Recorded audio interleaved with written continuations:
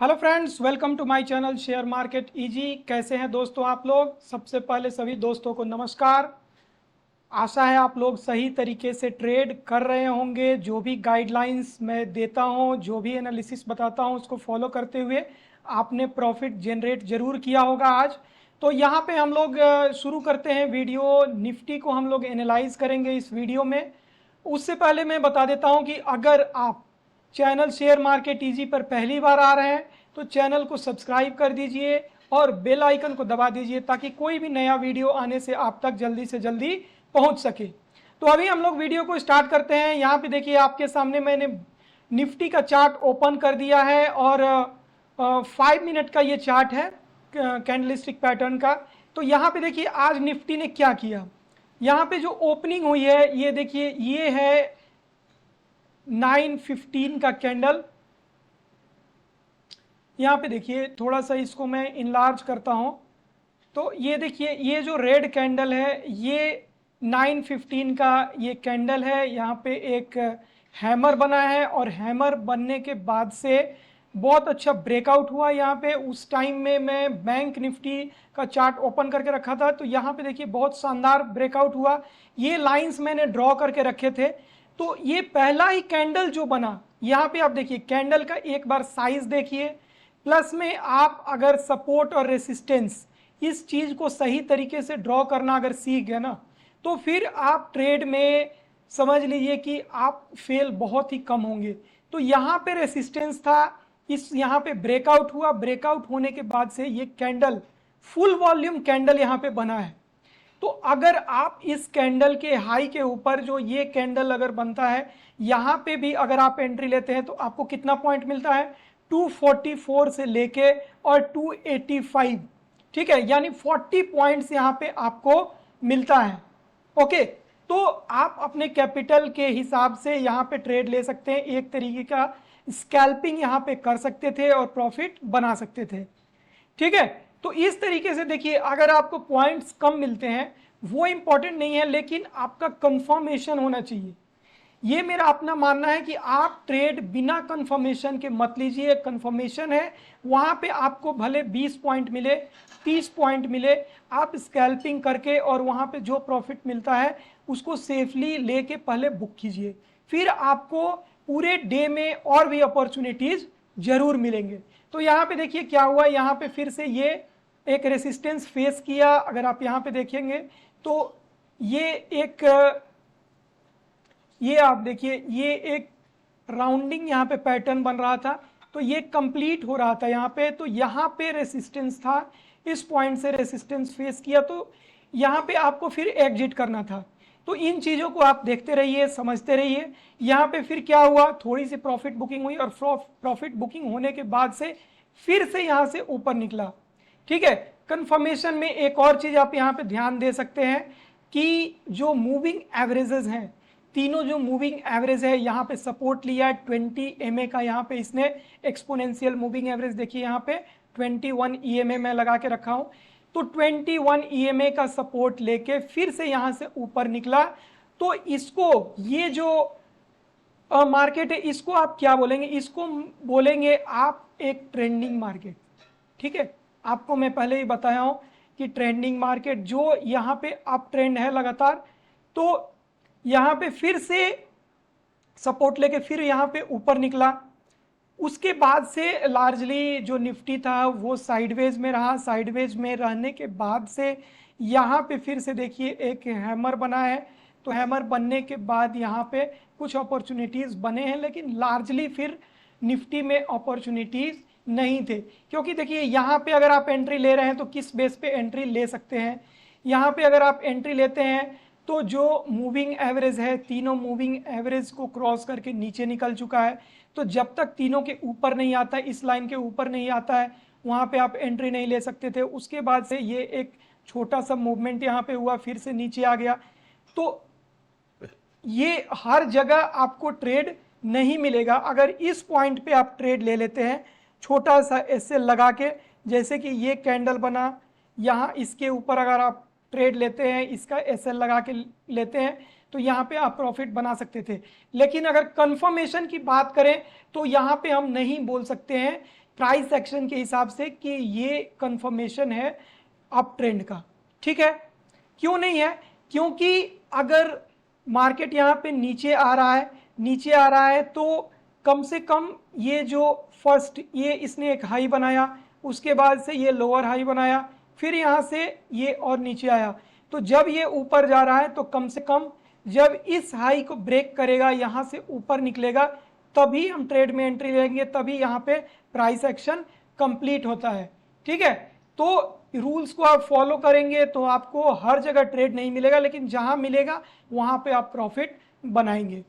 ठीक है, तो ये तो हो गई आज का जो ट्रेडिंग अपॉर्चुनिटीज था उसके हिसाब से।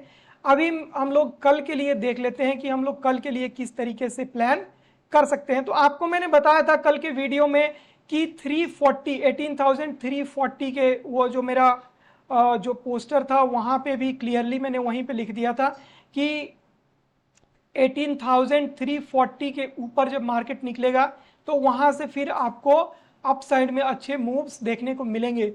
तो जो हाई लगाया 18,335, आप देख लीजिए 340 का ही इसने रेसिस्टेंस लिया और वहीं पे फिर मार्केट ने नीचे आके यहाँ पे क्लोजिंग दिया। ओके, तो अभी देखना होगा कि कल की ओपनिंग कहाँ पे होती है।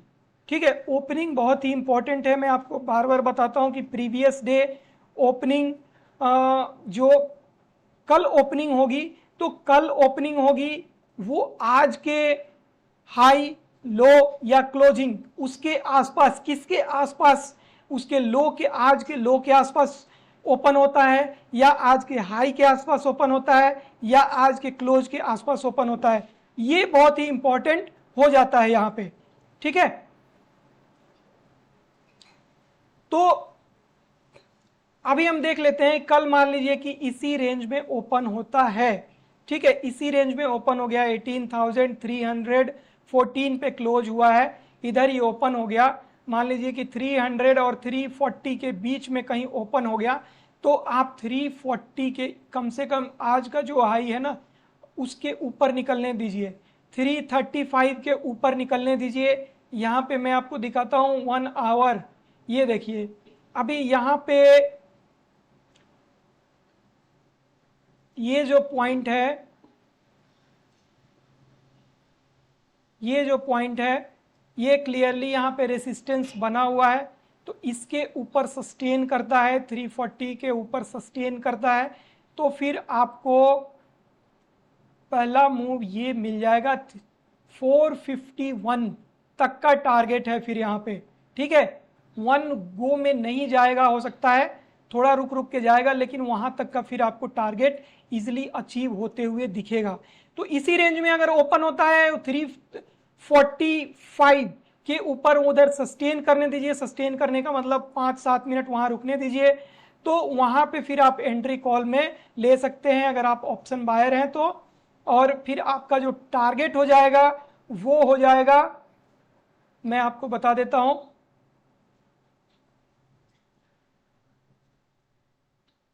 वहां पे फिर आपका टारगेट हो जाएगा, फर्स्ट जो टारगेट हो जाएगा वो हो जाएगा 18,385, सेकेंड टारगेट हो जाएगा 18,420 और थर्ड टारगेट हो जाएगा 18,451। ये 3 टारगेट आपको अपसाइड में फिर दिखेंगे।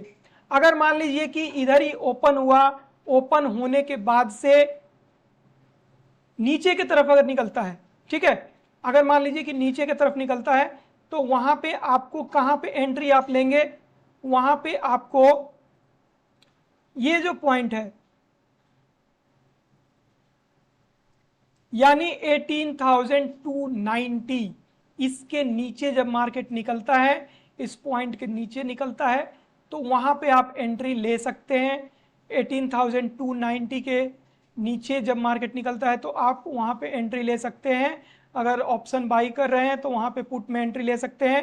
टारगेट आपका क्या हो जाएगा, पहला टारगेट हो जाएगा 18,260, दूसरा टारगेट हो जाएगा 18,232, और वहां से भी अगर नीचे निकलता है तो फिर आपको 18,183 तक आते हुए मार्केट आपको दिख सकता है। ठीक है, अभी अप ट्रेंड बना हुआ है, देखिए निफ्टी में यहाँ पे 1 आवर में देखिए यहाँ पे ये ट्रेंड लाइन एक बार यहाँ पे देख लीजिए, ये अप ट्रेंड लगातार बना हुआ है। तो इसलिए अभी जो व्यू है वो क्लियरली यहाँ पे क्लियरली एक बुलिश व्यू है, यहाँ पे आप देख सकते हैं अप ट्रेंड बना हुआ है। तो अभी आपको जहां भी कॉल का अपॉर्चुनिटी मिलता है तो वहां पे आप कॉल बाई कीजिए, ठीक है। पुट का जब भी आपको अपॉर्चुनिटी मिलता है तो वहां पे क्वांटिटी को कम रखिए, क्योंकि वहां पे क्या है, मार्केट नीचे आता है ट्रेंड लाइन के सहारे और फिर से ऊपर जाता है। यहाँ पे आप देखिए 1 आवर में भी इस चीज़ को, ट्रेंड लाइन को ये फॉलो कर रहा है। 15 मिनट में भी आप जाएंगे तो 15 मिनट में भी यहाँ पे देख सकते हैं, यहाँ पे भी ये ट्रेंड लाइन फॉलो हो रहा है। तो मार्केट नीचे तो आती है लेकिन उसके बाद से फिर ये ऊपर जाती है, ऊपर का ही रास्ता देखती है। तो इस चीज़ को आपको समझना होगा। अभी मान लीजिए कि अगर कोई गैप अप खुल जाता है, ठीक है, अगर मान लीजिए कि कोई गैप अप खुल जाता है 18,400 के आसपास खुल जाता है, तो वहाँ पे आप प्राइस एक्शन का वेट कीजिए।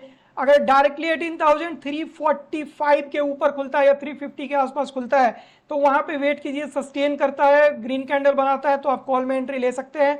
टारगेट मैंने आपको पहले ही बता दिया है। अगर ज़्यादा गैप अप खुल जाता है 18,400 के आसपास खुल जाता है तो वहाँ पे जिस तरीके से प्राइस एक्शन बनता है उस तरीके से आपको ट्रेड लेना होगा, ठीक है। ध्यान रखिएगा कल जो फिन निफ्टी है उसका एक्सपायरी है तो वॉलेटिलिटी बनी रहेगी, तो इस चीज़ को आपको ध्यान रखते हुए ट्रेड करना होगा। उसके बाद से अगर मान लीजिए कि गैप डाउन अगर खुल जाता है, गैप डाउन में कहाँ पे खुल जाता है, अगर मान लीजिए कि आपको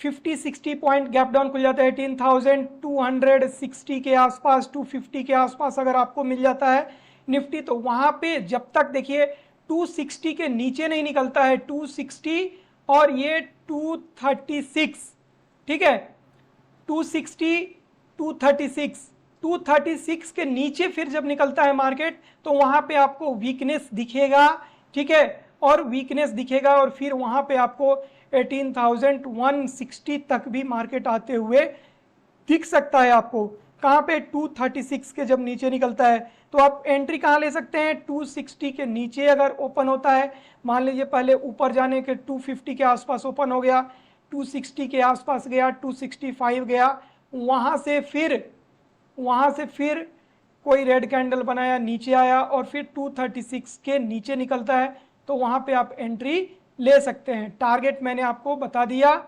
वहां पे जो आपका टारगेट हो जाएगा, पहला टारगेट हो जाएगा 18,218, दूसरा टारगेट हो जाएगा 18,176 और तीसरा टारगेट हो जाएगा 18,157। ये टारगेट आपको डाउन साइड में हो जाएंगे, ठीक है। तो ये था निफ्टी के बारे में, आपको मैंने बता दिया तीनों ही लेवल्स। देखिए सबसे इंपॉर्टेंट ये है आपका कैपिटल मैनेजमेंट।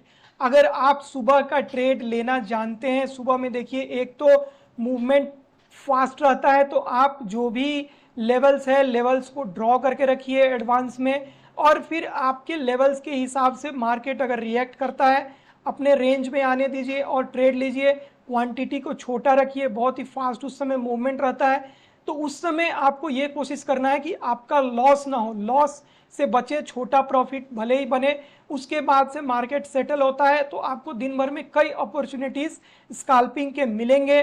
सेकेंड हाफ में भी अच्छे अपॉर्चुनिटीज मिलते हैं जबकि मार्केट एक रेंज बना के और उसके बाद से फिर ब्रेकआउट देता है या तो नीचे की तरफ आके ऊपर जाता है, तो वहाँ पे फिर आपको मौके मिलते हैं। लेकिन अगर आप कैपिटल को सही तरीके से मैनेज नहीं करेंगे, प्रॉफिट अगर आपका जनरेट हो जाता है उसके बाद भी आप सेम क्वांटिटी से ट्रेड करेंगे या उससे भी ज़्यादा आप क्वांटिटी से ट्रेड करेंगे, आपको ये लगेगा कि मेरा जो एनालिसिस है वो सही है, तो आपको मैं बता दूं कि मार्केट ही सिर्फ सही है, बाकी कोई एनालिसिस हमेशा सही नहीं है।